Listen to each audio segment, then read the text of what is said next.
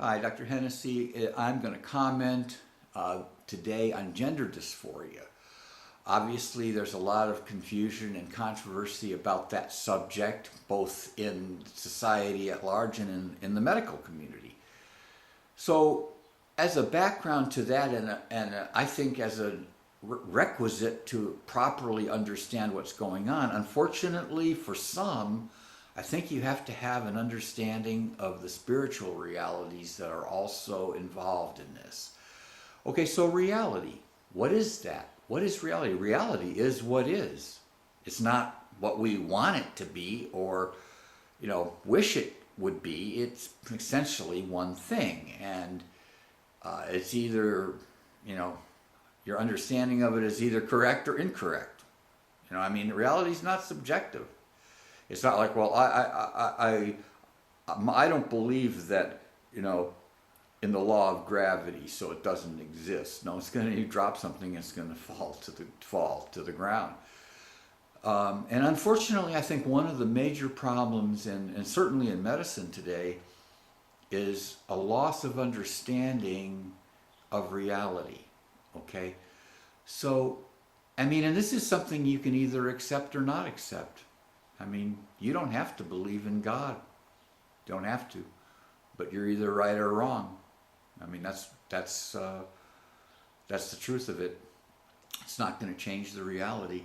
So what I am going to be operating from in my understanding of it is, I believe reality is that God exists and that the devil exists, and that is and if they do, that frames reality, and that's the reality that I operate in. I start with that. Okay, so if God exists, then he's a mystery. Nobody can fully comprehend or understand God. So it's up for us to explore and find out, what He is and what His rules are. Which some of the physical rules are easier for us to explore and identify. Like I said, the law of gravity or things like that. Spiritual realities are a little bit more nebulous and difficult to perceive.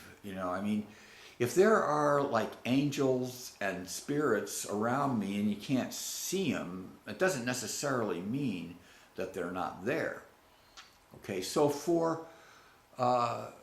Catholics, certainly, and probably for many Christians, and possibly even other people, the Catholics profess that they believe in all things visible and invisible. Okay, so what does that mean? Okay, so according to the reality and truth that is taught in the Catholic Church, God created the universe, everything here, and the spirits, and that apparently they were given a choice to either accept Him and His will or not, and some chose not to. And so those are the so-called evil spirits, the devils, the demons, whatever, led by their leader Lucifer or Satan. Okay, so what's with them? So basically, they don't accept God's reality. And so their mission, as it were, is to conscript, to acquire, to recruit followers of their reality. Of what which is essentially just anything but God's. So you can picture it as a road where, which Jesus said, the road to life was narrow, and few there would be that would find it, whereas the road to perdition is wide, and many would travel it. So the road to God is conscripted. It's a one-way thing. It's not just anything you want. Now the devil, what he likes to do is propose other roads, like, hey, why don't you go down this road here? This looks really good. That looks like a good road. That's how he got Eve to begin with. It's like, you don't really believe God, do you? don't you try this? But the reality is that all the devil's roads are dead-end streets. And they dead end in a place called hell. So, if you end up, and a lot of us get snookered into trying one of these roads and heading down there, and then fortunately for some, we would realize that, you know what, this is going nowhere, and turn around and go back to the narrow road. At any rate, so in terms of certain medical things, the devil has been very astute and active in proposing alternates to biological reality and to physical reality and things like that. In the area of procreation, for instance, God's law is pretty simple. It's restricted to, procreation is restricted to a married couple for the purpose of generating children and propagating the human race. It's a fairly simple proposition. The devil, on the other hand, has a lot of numerous and varied propositions of what the procreation function actually means. And I'm not going to go into detail. It's just everything other than what I just said is from the devil. He wants to get people as just off track from the reality as possible. Also, in terms, okay, so then we'll go. That's sort of the background. So where he's been very active working on confusing people on that for many years. And then you have this new thing, which is really what I wanted to talk about, is this gender dysphoria thing, which, as some background, when I was in medical school, I did work on a rotation on basically a gender assignment service, a OBGYN service, that was a referral service for a large part of at least the southwestern United States, if not wider than that. And it was an excellent service. The physician who ran that was very knowledgeable and thorough. So during that time, I basically learned the procedures and how gender could be assigned in ambiguous cases. Because back then, we didn't worry about people who it wasn't ambiguous physically.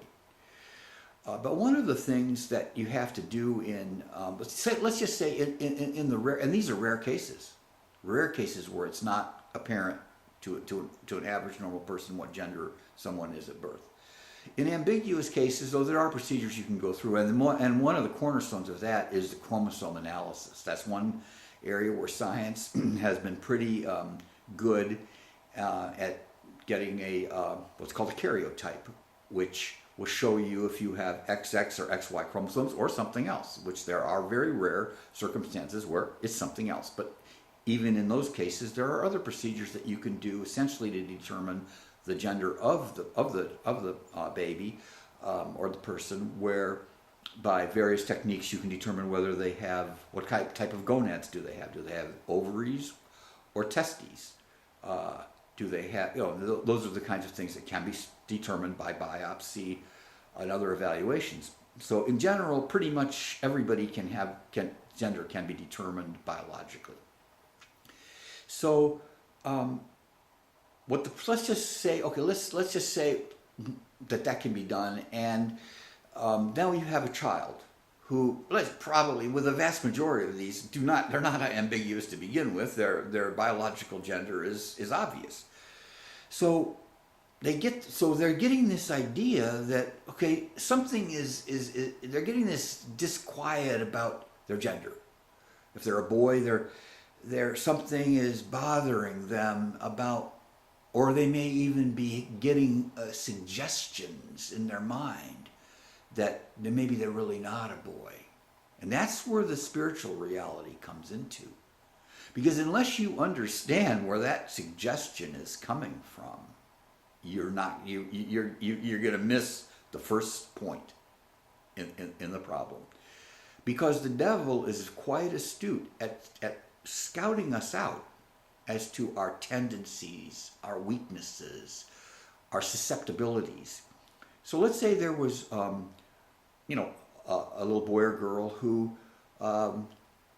actually wasn't in the mainstream of what their biological gender normally liked or didn't like, that sort of thing. Because the truth of the matter is there isn't just any one type of boy or one type of girl. It's just like anything else. It's a bell curve. There's the majority, between the first, between 10 and 90% fit in the bell curve to be quote unquote normal. But so let's just say they're falling outside that bell curve, and what they don't understand is there's nothing wrong with that. You're still normal, just like you are. So what we're learning is that you're a normal boy or girl. What you are is a normal boy and girl for you. You don't have to be like those other things. But the devil, and sometimes there's other the devil can work through people too. So let's say if the child told his parents or other people, and they didn't understand the reality, and their belief was, well, maybe you're not really a boy or a girl, maybe you're the opposite. So let's say they had already bought into that theory, well then right away, so the feedback that child's going to get is going to be erroneous. Because the real feedback that they need to get is that no, don't listen to that suggestion. You're all right, just like you are. They talk about affirming, but they're not affirming. What needs to be affirmed is that the biological gender is what they are. It's just that how that's expressed in them, it may not be considered by someone else to be normal, but now we're learning more about, well, what is normal for that gender? They are normal for that gender. They are normal for that gender.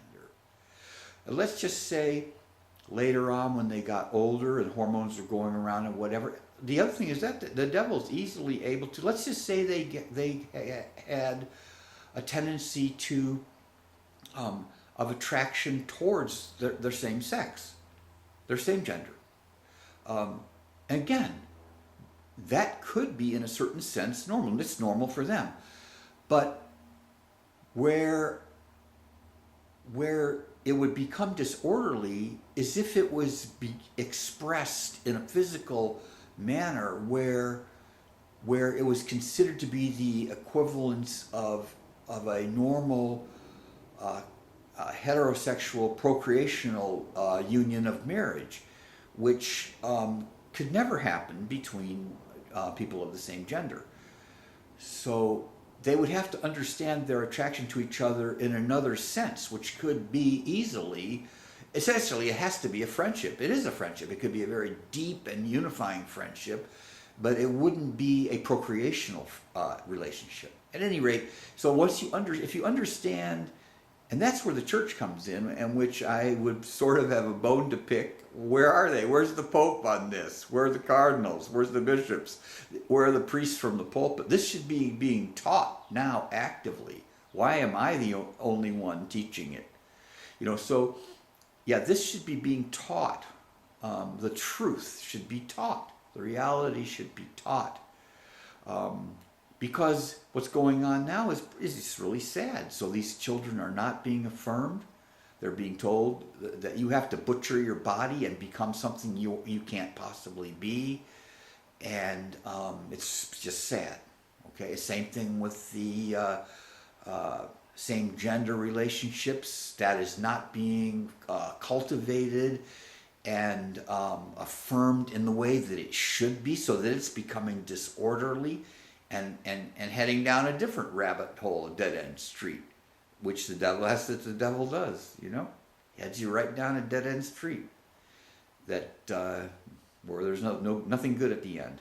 All right, so pretty much that's just a short discussion on those things. I'll just summarize quickly on the gender dysphoria thing, that what really needs to be done is with kids who, from whatever reason, whether it's human suggestion or the suggestion is coming from someone you can't see, that there's something wrong with them, that really they should be the opposite gender, that needs to be resisted and clarified. And they need to be affirmed that the way they are, their constellation of personality traits and feelings are perfectly normal for the gender that they are. And they don't have to be like some other, group of people within that gender. They're fine just how they are. That's how to affirm them. Okay, and that's it for today.